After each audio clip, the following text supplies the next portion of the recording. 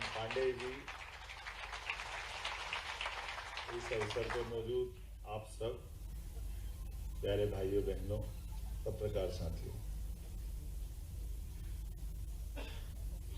जन जन के कल्याण के लिए समर्पित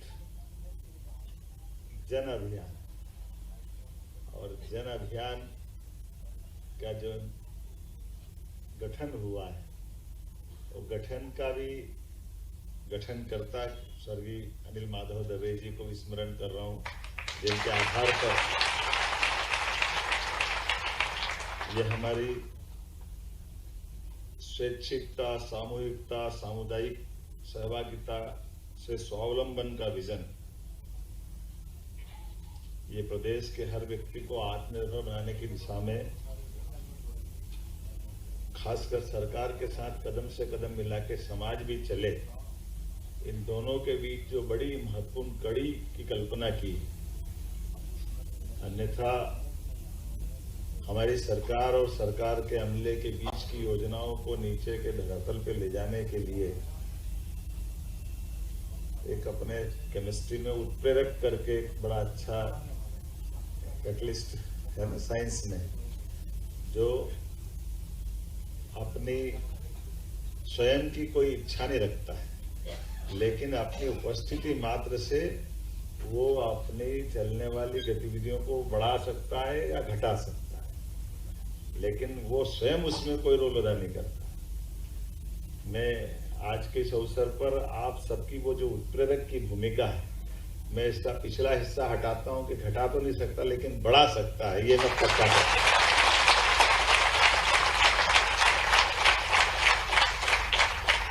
इसलिए मैंने जब नीचे से ऊपर आ रहा था तो मैंने उपाध्यक्ष जी से कहा कि जन अभियान के जन जन अभियान ये सबके अभियान का हिस्सा है। और ये बात भी सही है कि हमारे लिए जब से जन अभियान परिषद बनी है, आपकी बड़ी भूमिका है अलग अलग सेक्टर में। भूजल भंडारण में भी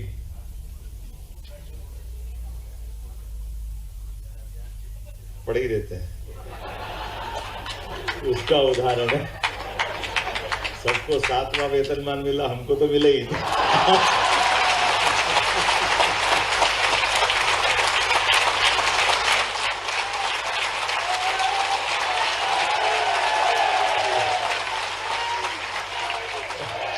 अभी मैं समझ नहीं पाया, आपने नहीं मिलने के लिए ताली बजे के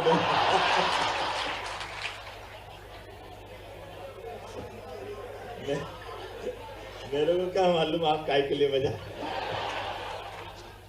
भगवान करे आप ऐसे बजाते रहो तो मेरा काम परवाने चल जाए। हमारे लिए ये बहुत आनंद है। और मुझे नहीं मालूम कि मोहन नागर जी का नाम अच्छे भाव से लिए, मोहन नागर जी मैंने बोल दिया उनका नाम पूरा तो, लेकिन सच्चे अर्थों में भगवान कृष्ण का नाम मोहन क्यों पड़ा, क्यों पड़ा होगा? है?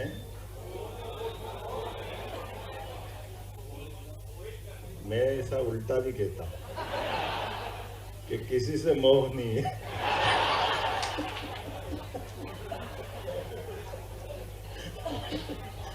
लेकिन व्यवस्था से मोह है। हमारे काम से अपने भगवान कृष्ण ने अपना पूरा जीवन, उनके जीवन की एक एक घटना को स्मरण करें। उनके हर नाम के पीछे अपने आप में कोई अर्थ निकलता है और हर नाम की अपनी एक महिमा भी है। और भगवान की उनकी जीवन की पूरी लीला के विविध पक्षों को अगर पकड़ के चले तो आपने कहा कि हमारे भारत की आत्मा गांव में बसती है। भगवान कृष्ण के जीवन की प्रत्येक घटनाओं में इस भारत की आत्मा से तादात्म्य मिलता है। उनका कहीं अलग जुड़ाव नहीं, छिपाव नहीं, सदैव लगाव। और कृति से संस्कृति और संस्कृति में होने वाली विकृति से लड़ते हुए अगर कोई अतीत के काल में 5000 साल पहले दिखाई देते हैं, उनका नाम है भगवान श्री कृष्ण, जिन्होंने ये आपके जैसे ऐसे कई अभियानों को हाथ में लिया। हर वो अभियान जो जन अभियान करती है, उनके अपने जीवन के विविध पक्षों से अपने को कदम कदम पे दिखाई देते हैं। हम उनके उन खाली केवल दृश्यों को देखे, याद करें, वो सच्चे अर्थों में उनके उस भाव को समझने का प्रयास करें, तो अपने आप हमारी भूमिका या हमारा मूल उद्देश्य की पूर्ति हो जाती है। आप कल्पना करो, जल पे सबका अधिकार है, लेकिन जल पे अगर कोई नाग देवता बैठ जाए तो फन पे नाचने वाले वो है भगवान कृष्ण।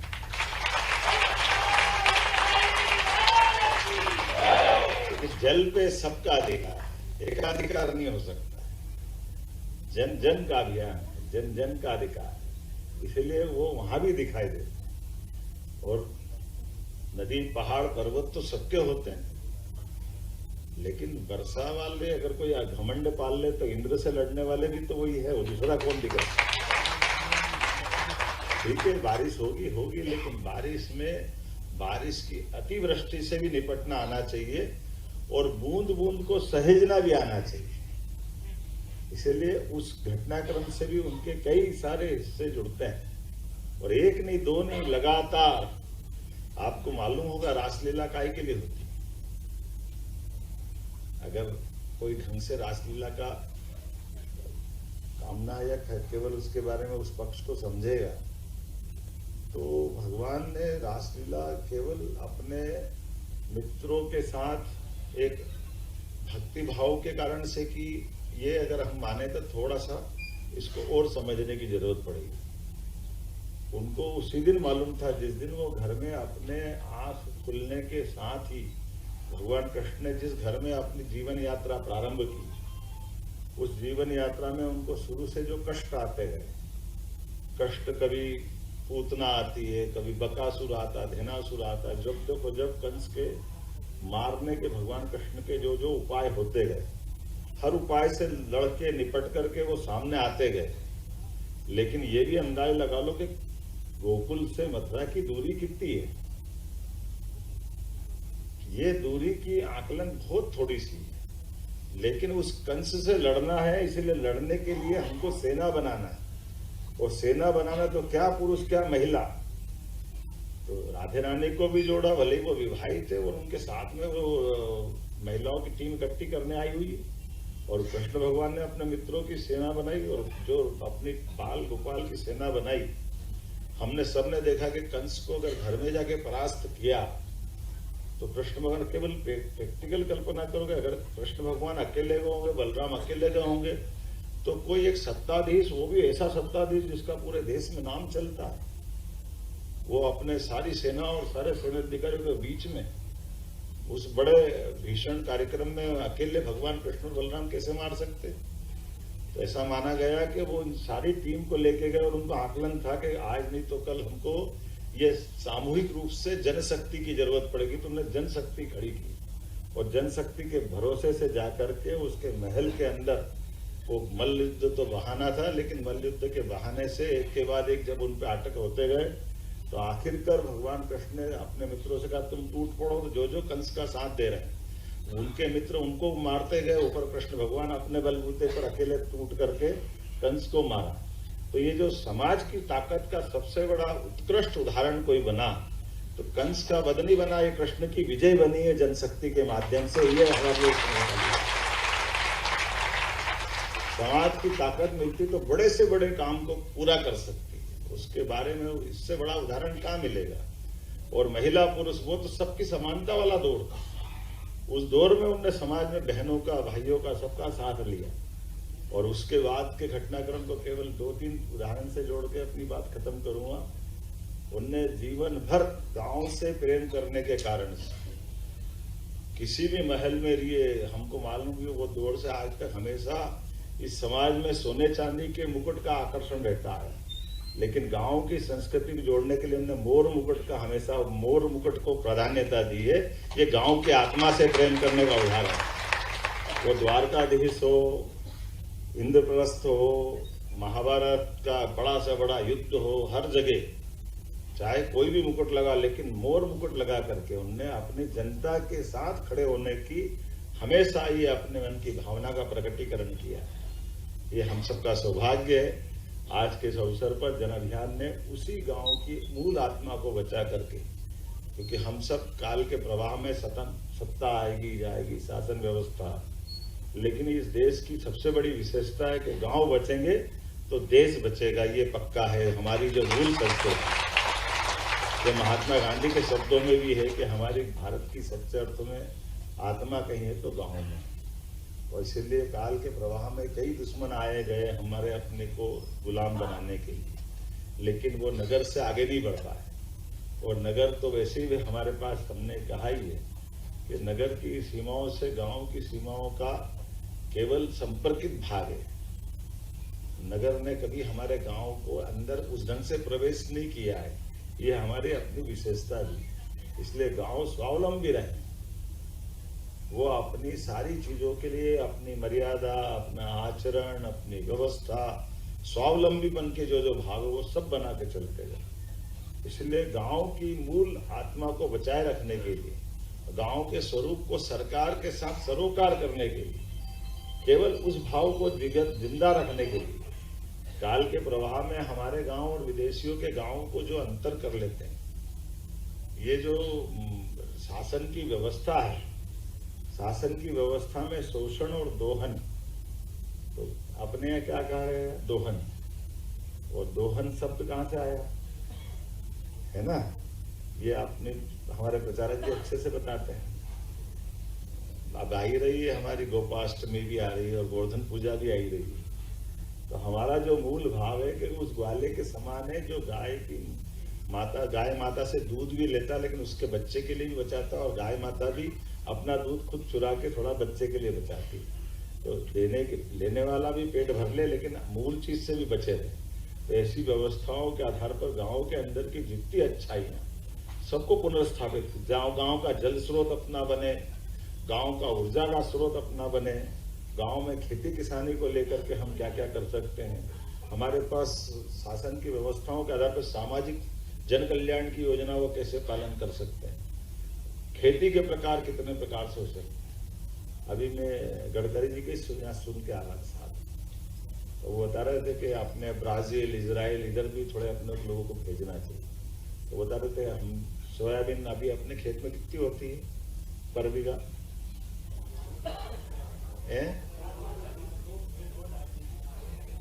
है ना, और ब्राजील में कितनी होती है? 30 कुंटल प्रति बीघा।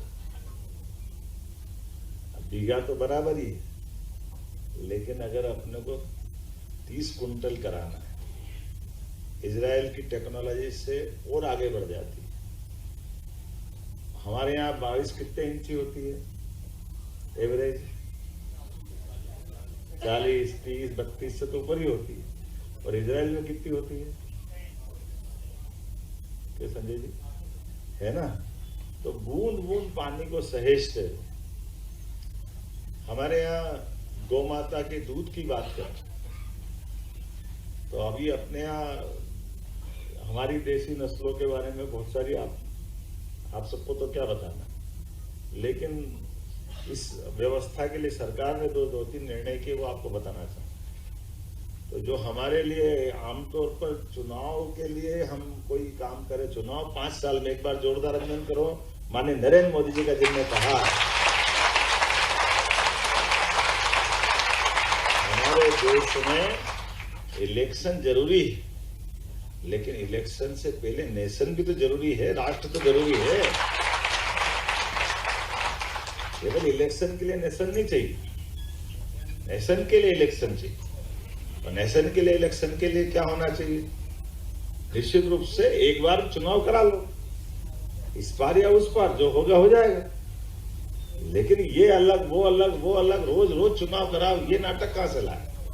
आपकी जानकारी, अतीत के प्रवाह में जो आज विरोध कर रहे हैं उनके बाप दादा नहीं बिगाड़े हैं, दूसरा कोई नहीं आया, नहीं तो एक साथ ही होते थे। 69 के बाद तत्कालीन प्रधानमंत्री ने उन्हें ही बिगाड़ा है। और ये भी मजेदार जोरदार चीज है। मैं एक छोटा सा किस्सा सुना के मेरी बात खत्म करूंगा। हम में से कई सारे लोग यहाँ उज्जैन वाले भी बैठे हुए, मालवा के लोग भी हैं, बाकी प्रदेश के भी हैं। हाट बाजार में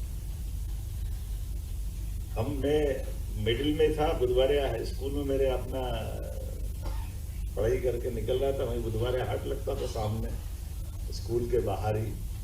तो अपना बस्ता लेके निकला तो सामने डमरू बजाते हुए मंजन बेचने वाला था। और मंजन बेचने वाले ने कहा कि मैं ये सांप है, ये नेवला है, इधर डंडा मारे सांप को, तो वो सांप उछले, नेवले को डंडा मारे वो उछले। बंदा वो बेचारा जाए कहीं नहीं, उधर टोकरी में से कहाँ जाए वो। तो डरा है, दिखाया कि देखो ये सांप है, नेवला है, ऐसे लड़ूंगा ऐसे लड़ूंगा, ये कभी काट देगा, ये कर देगा, वो कर देगा। अपने को मजा आया, चलो ये अच्छा, चलो इनकी लड़ाई देखते हैं आज। अब मैं खड़ा हो गया, धीरे धीरे करके एक आए दो आए, वो डमरू बजाते हुए धीरे धीरे भीड़ इकट्ठी करी। मालूम पड़ा कि उसने 100-150 लोग से ज़्यादा इकट्ठे कर लिए। और इकट्ठे करने के बाद उन्होंने कहा ये सांप नेवले को, नेवला सांप को, देखो किसको कौन मारता बताता हूँ। और होता यही है कि नेवला जीतता है, सांप के टुकड़े कर देगा। ऐसे करते करते उसने बात अपनी जमाई। अच्छा 100-150 की भीड़ हो गई। बात करते करते करते उसने धीरे से, कब पता नहीं चला क्या हुआ, और धीरे से कहा कि देखो ये नेवला काटता काय से है, सांप को दांत से काटता है, दांत नेवले जैसे होना चाहिए। मंजन की डब्बी निकाली उसने अपनी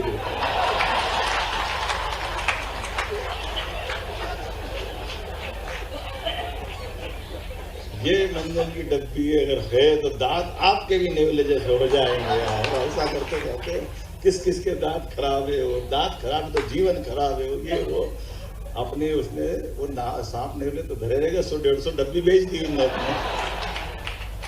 अब आखिरी तक अपन तो मंजन वाले खरीदने वाले थे नहीं, लेकिन जिज्ञासा थी कब लड़ाए कब लड़ाए कब लड़ाए।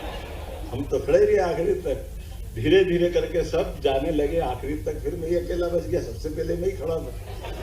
उसने इस सांप को पिटारी में बंद करा नेवले। मैंने कहा भैया ये तो बंद कर रहे हैं, इनको लड़ाएगा कब? तो उसने कहा भैया तुम घर जाओ, मेरे को कल फिर मंजन बेचना है।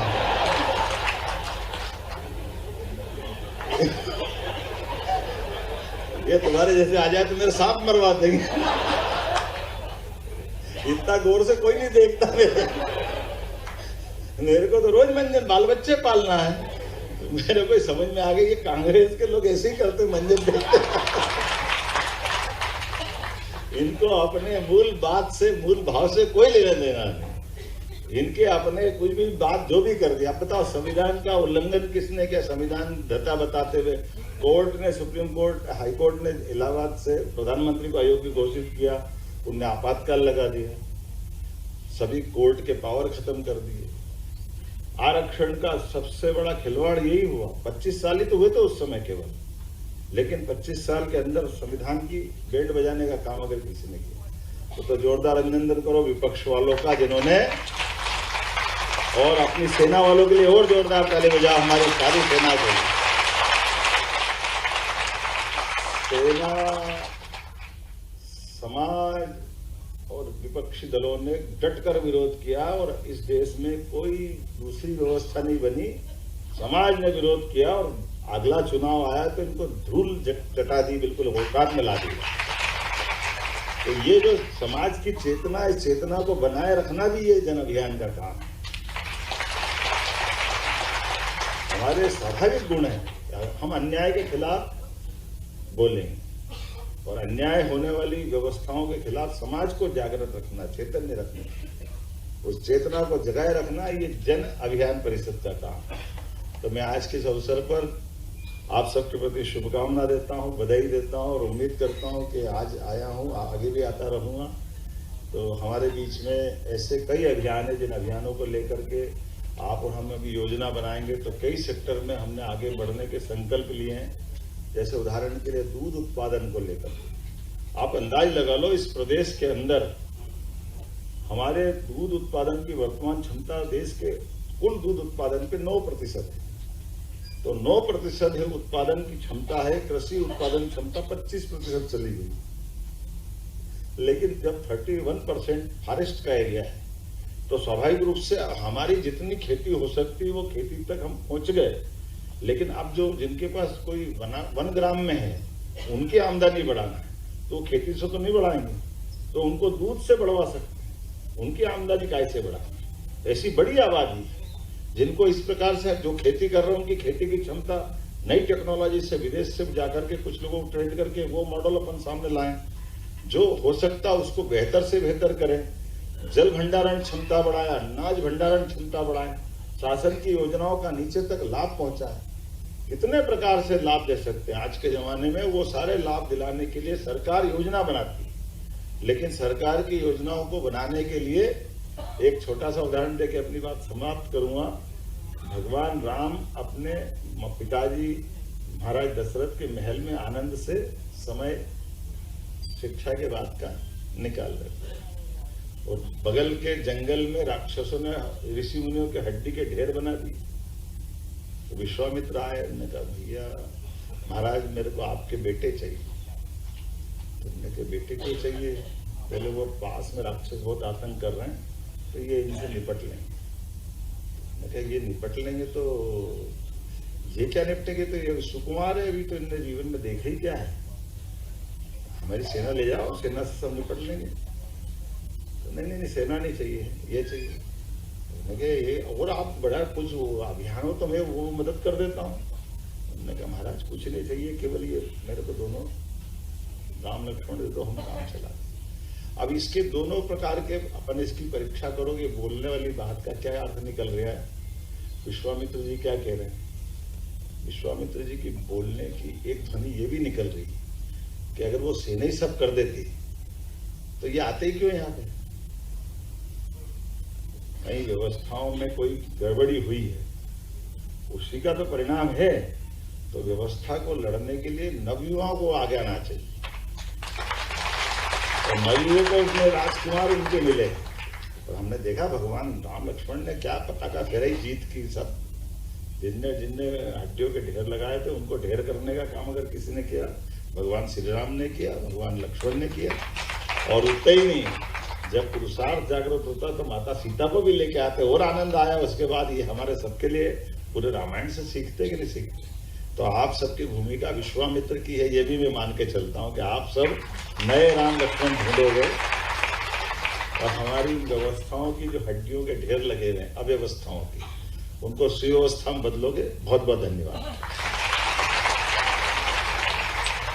आभार प्रदर्शन के लिए प्रवीण पवार।